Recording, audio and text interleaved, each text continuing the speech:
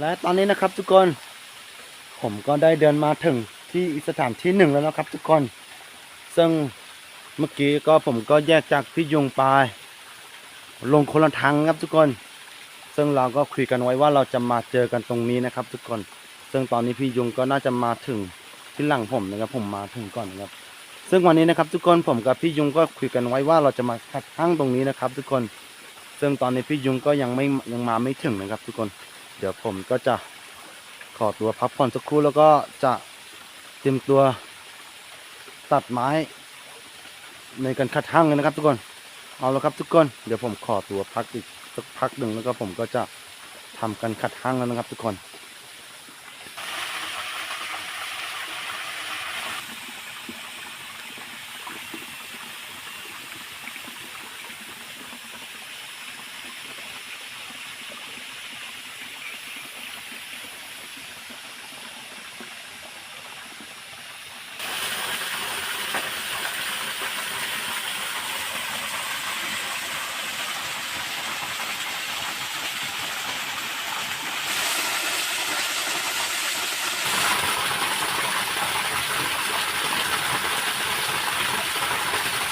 และตอนนี้นะครับทุกคนผมก็ได้รอพี่ยุงมาสักพักใหญ่ๆนะครับซึ่งพี่ยุงก็ยังมาไม่ถึงนะครับสงสัยผมคงต้องทำห้างคนเดียวนะครับทุกคนซึ่งบรรยากาศที่นี่ก็ถือว่าดีมากๆเลยนะครับทุกคนน้ำใสมากครับทุกคนนี่นะครับทุกคนซึ่งก็มันจะเป็นใกล้น้ำตกนะครับทุกคนเดี๋ยวผมก็จะทำห้างคัดห้างบนตรงนั้นนะครับทุกคนเพื่อรับชมเพื่อดูน้ำตกเลยนะครับทุกคนเอาละครับทุกคนเพื่อไม่ให้เป็นการเสียเวลาเดียวผมจะลงมือทำนะครับทุกคน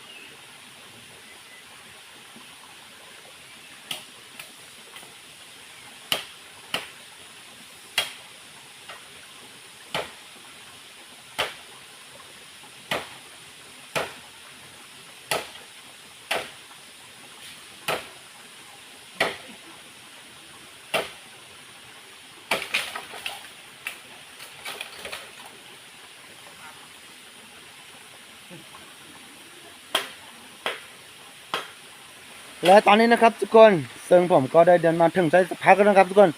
ซึ่งตอนที่ผมกำลังเตรียมตัวที่จะตัดไม้ก็พี่ยุงเขาก็ได้เดินมาถึงแล้วนะครับทุกคนเอาแล้วครับทุกคนเดี๋ยวผมกับพี่ยุงก็จะเตรียมตัวทำในการต่อเลยนะครับในการขัดห้างเลยนะครับทุกคนเอาแล้วครับทุกคนเพื่อไม่เป็นการเสียเวลาเดี๋ยวเราลงมือทำกันเลยครับ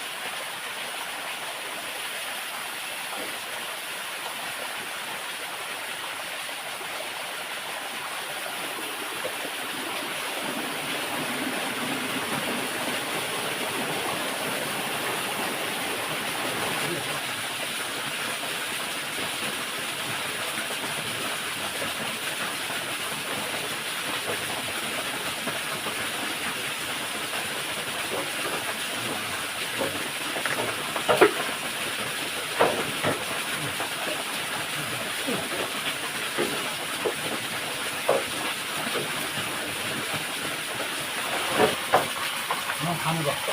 นี่เราทำก่อนต้องก็อ่านไม่อ่านเราไปดูกันอยู่แล้วทำไงนี่ทำไงมันเป็นการ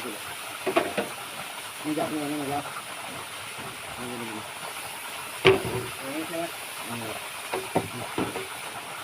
ย่างนี้นะ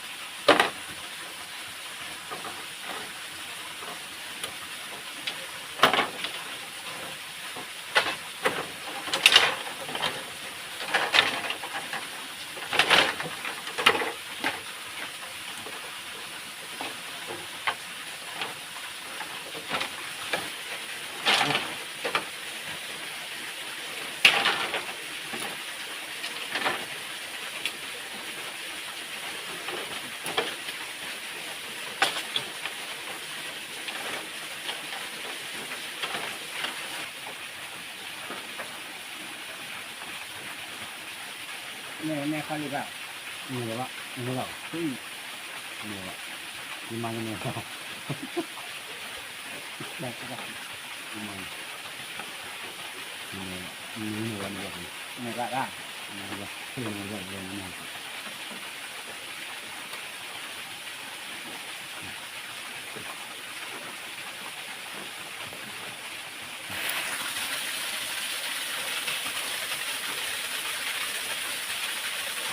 นักดีอ่ะ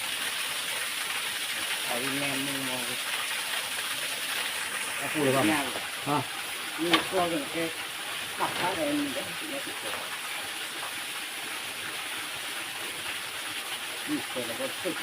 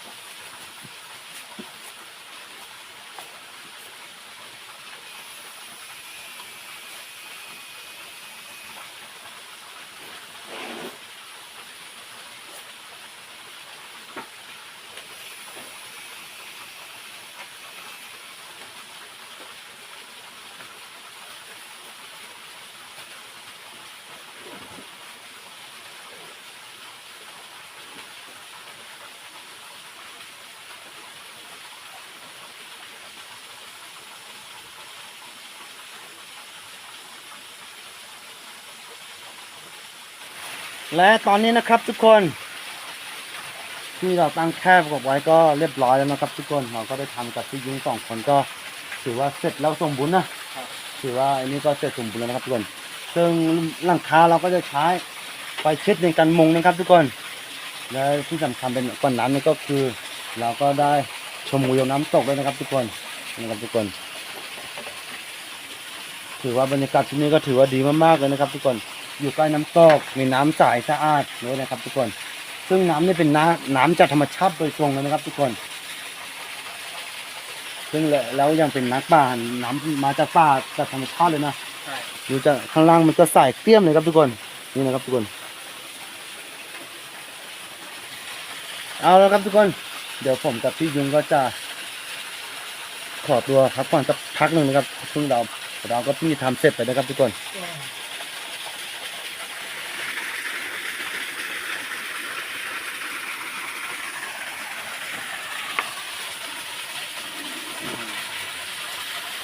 โอเคนะครับทุกคนซึ่งตอนนี้ผมกับพี่ยงก็ได้พักกันเป็นเรียบร้อยนะครับทุกคนซึ่งคืนนี้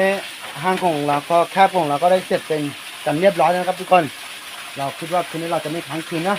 เดี๋ยวเราจะก็คงต้องขอตัวกลับเลยนะครับทุกคนเนื่องจากว่าเราไม่ได้เอาอุปกรณ์สัมภาระอะไรมาเลยในการทำกับข้าวเลยนะครับทุกคนมันหมดไปแล้วมันหมดไปตั้งแต่เมื่อเช้าแล้วที่เราเอามานะครับทุกคนเพราะเราเตรียมมาแค่คืนเดียวนะแล้วมันก็เลยไม่พอนะครับทุกคนเอาละครับทุกคนเดี๋ยวผมสองคนก็จะขอตัวกลับเลยนะครับใครที่เห็นคลิปเราสองคนก็คนที่ชอบก็ฝากกดไลค์กดแชร์กดติดตามด้วยนะครับสวัสดีครับ